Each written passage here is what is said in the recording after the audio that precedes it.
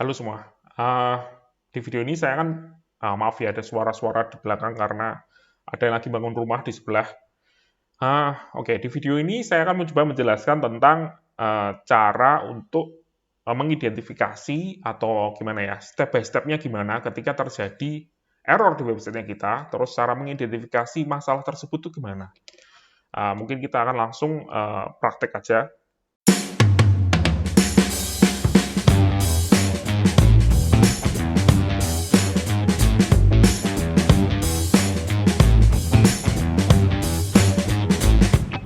Kalau ada masalah website yang berhubungan dengan UI atau tampilan dari website kita, misalnya ini ya, search ini toggle-nya nggak jalan, atau kita punya slider, terus slidernya nggak mau muter ya, nggak mau ke kiri ke kanan, atau terjadi hal-hal seperti itu, ada button yang diklik nggak mau jalan, dan lain sebagainya. Itu kemungkinan besar adalah karena ada JavaScript error di websitenya kita. Cara mengidentifikasinya, kita akan coba rusak deh timnya kita yang ada di sini. Misalnya, ini kan tim 2020, ini adalah file JavaScript-nya. Kita akan kasih kode sembarangan gini ya. Terus kita refresh. Ya, ini kelihatannya baik-baik saja, tapi ketika kita buka search-nya ini, kita klik, nggak bisa jalan. Kita klik, nggak ada terjadi apa-apa ya. Kok error gitu? Caranya kita tahu errornya gimana tuh atau kenapa, itu kalau terjadi error yang terjadi di browser seperti ini, itu kemungkinan caranya tuh seperti ini. Klik kanan aja di Chrome ya, kita pilih inspect, atau kita juga bisa melakukan ini ya, Ctrl, Shift, dan I. Nah, ketika kita lihat di sini, kita akan membuka nih ya, DevTools dari Chrome. Terus kita buka aja di tab console. Nah, bisa kita lihat di sini akan ada penjelasan dari error tersebut kalau error tersebut terjadi di JavaScript. Dan bahkan akan ada linknya di sini ke file yang errornya beserta line mana yang error. Gitu. Jadi kita tinggal klik aja.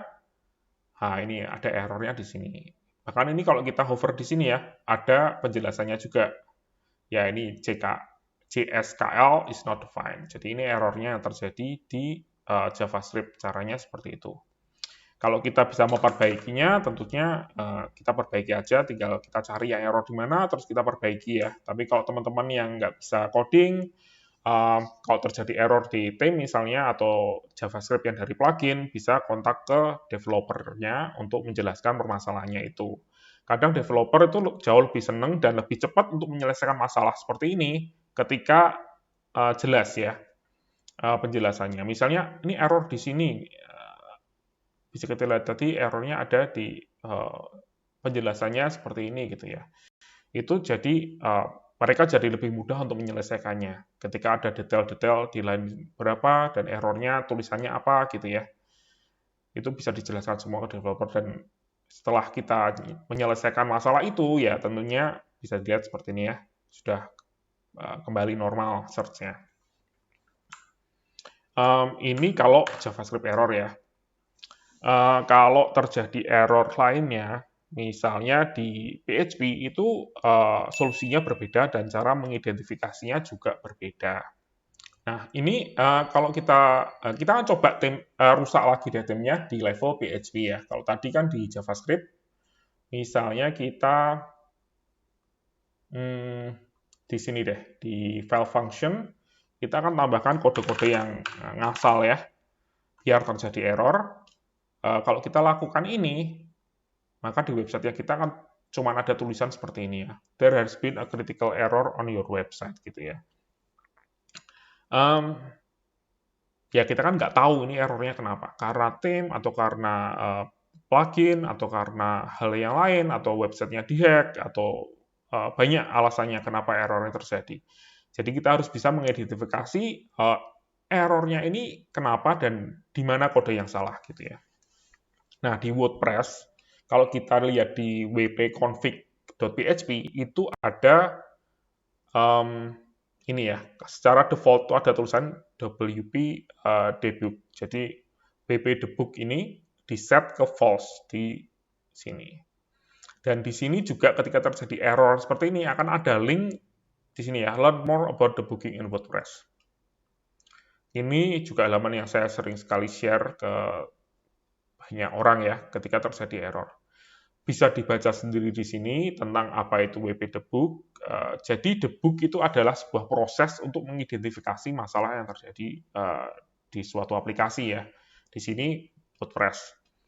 Jadi kalau kita set ini ke true,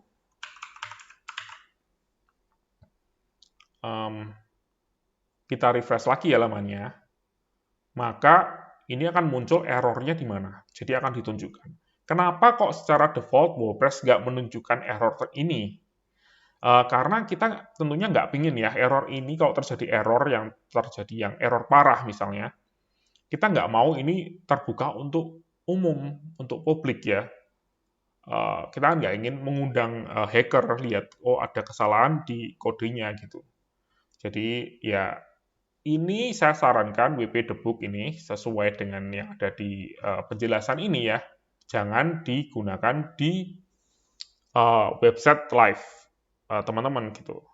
Lebih baik digunakan di website staging atau di website test.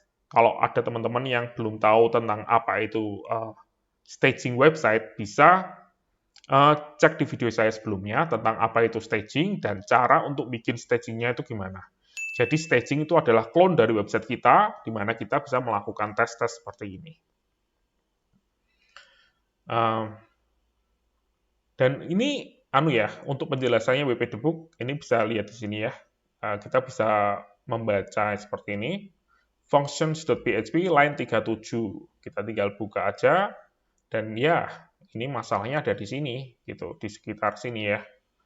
Jadi kita tinggal hapus aja kode yang bermasalah dan semoga error itu hilang ya. Ini bisa ada di mana-mana ya, bisa dari WP Debug ini, dari kode yang tadi ini bisa terjadi di theme, bisa terjadi di plugin, semua akan ditunjukkan di WordPress kita. Ada juga catatan ya, mungkin kalau memang kita harus melakukan debug di live website-nya kita, cara yang paling baik mungkin kita tuh bisa menyimpan file error ini ada di file teks ya, bisa dibilang file.log di website kita dengan cara seperti ini. Ini kita set true, terus kita tambahkan log.true. Ini juga ada penjelasannya di sini ya, debug log. Nah, kalau kita akan coba kasih error lagi di sini. Kalau kita refresh, terjadi error, ada penjelasannya, dan juga kalau kita lihat di file WP kontennya kita, itu akan muncul satu file namanya debug.log. Kalau kita buka, ya ini errornya akan kelihatan di sini. Kalau kita hapus ya, kita refresh lagi, maka file tadi akan diupdate dengan error yang paling baru. Kalau kita tambahkan refresh lagi, akan ditambahkan lagi di bawahnya. Jadi ini adalah untuk tracking error apa aja yang terjadi di website yang kita. Nah, kalau di live website, kita kan nggak ingin nampilin ini ya. Kita bisa set ke seperti ini. Kita set true, tapi kita tambahkan satu lagi.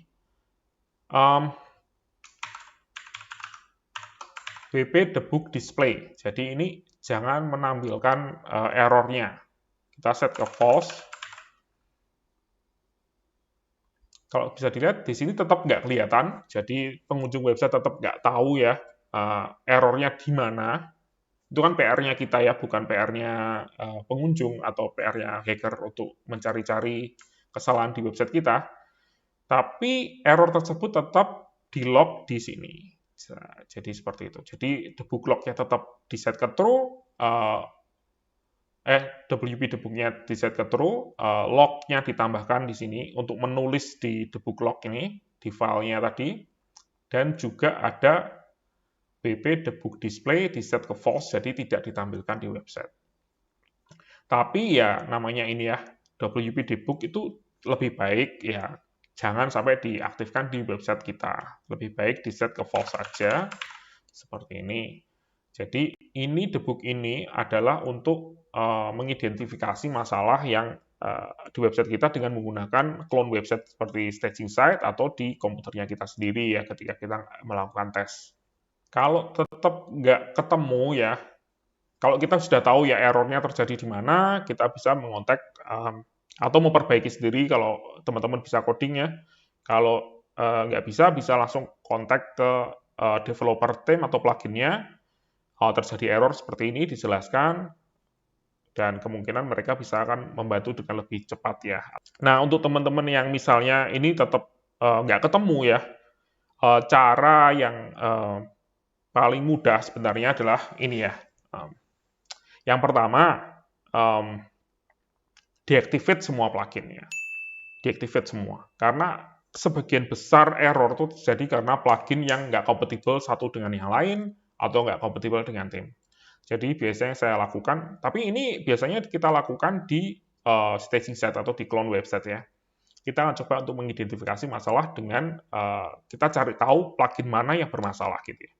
Deactivate dulu semua, karena ini di staging site jadi aman ya.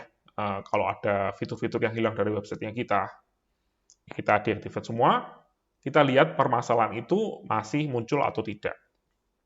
Kalau permasalahannya itu sudah nggak muncul, berarti kemungkinan besar itu terjadi karena salah satu plugin yang kita pakai ya.